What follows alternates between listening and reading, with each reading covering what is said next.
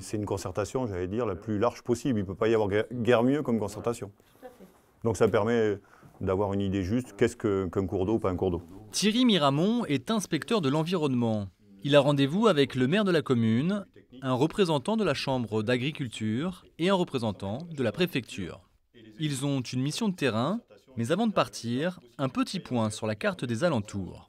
Donc il y a une carte qui a été établie avec partir de plusieurs bases de données, et donc où sont notés tous les écoulements. Une carte où figurent tous les écoulements de la commune. On doit aller les voir pour les expertiser.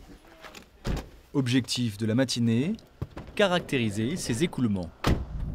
On va au premier village où on va commencer à aller voir à expertiser les premiers écoulements, voir si c'est des cours d'eau ou pas cours d'eau.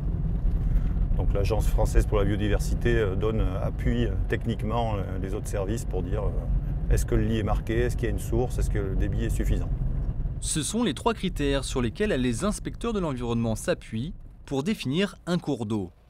Un lit marqué, une source, un débit suffisant, plus de 6 mois de l'année.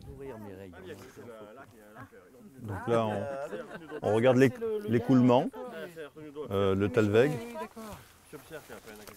Par rapport aux 3 critères, là on voit un lit qui serait marqué. On voit, alors déjà on voit pas d'eau alors qu'il a plu abondamment il n'y a pas longtemps. Hier ou avant-hier.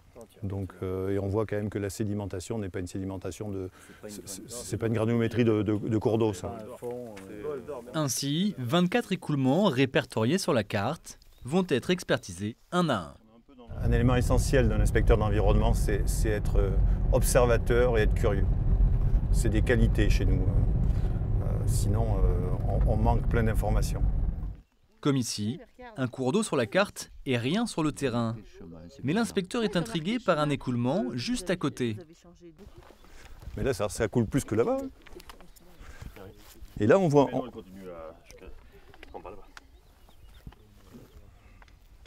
Et là, ça ressemble plus à un cours d'eau. C'est un petit cours d'eau.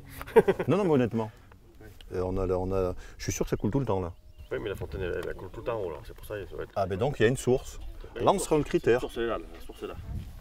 Ah oui. Et nous, on est là, c'est prochement. Eh ben oui, c'est qu'en On est fait... le chemin, nous. Ben donc, le truc, il coule par là, alors.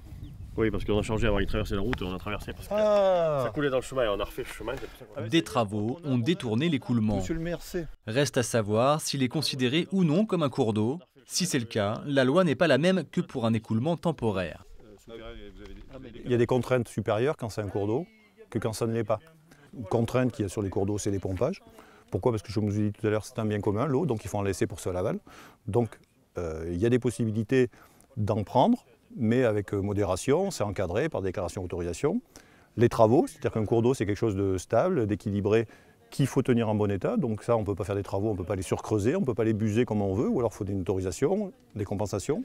Ainsi, les services de l'État avec l'Agence pour la biodiversité ont en charge d'identifier au moins 2 tiers des cours d'eau métropolitains.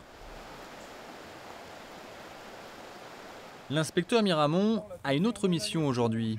Je compte jusqu'à 10, je vous dirai quand vous démarrez. Hein. Doucement, doucement. Contrôler le débit de l'Alagnon, une rivière à fort enjeu écologique, avec notamment le saumon atlantique qui remonte pour se reproduire. Pourtant, une partie de l'eau de cette rivière est détournée. On a une dérivation, on a un seuil, un barrage.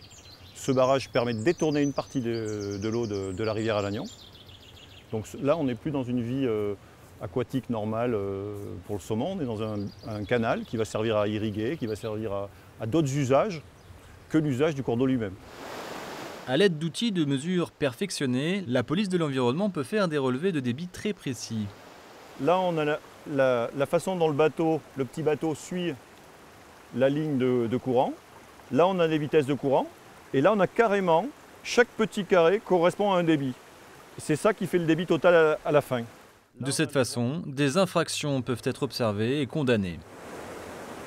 Un microcentralier qui a un barrage, comme ici, mais qui a une turbine sur sa dérivation. Si pour turbiner, faire plus d'électricité et en vendre plus, il détourne beaucoup plus d'eau qu'il pourrait et surtout qu'il assèche presque la rivière, forcément, lui, il sera pris en infraction. Une infraction qui peut coûter jusqu'à 75 000 €. Un tarif dissuasif pour permettre de préserver le milieu naturel.